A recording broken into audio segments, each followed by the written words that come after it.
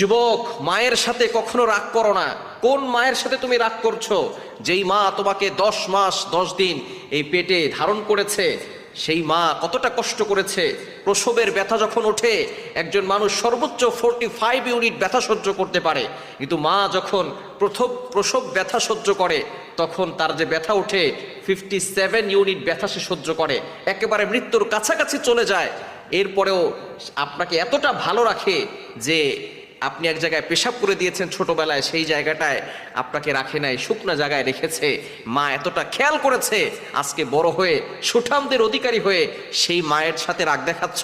অবশ্যই মা হচ্ছে শ্রদ্ধার জায়গা, তার সাথে ভালো ব্যবহার করতে হবে, কখনো মাকে কষ্ট দেওয়া যাবে না।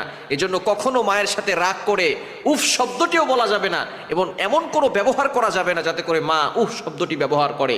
এজন্য আমাদেরকে সব সময় খেয়াল রাখতে হবে, মায়ের সাথে ভালো ব্যবহার করতে হবে।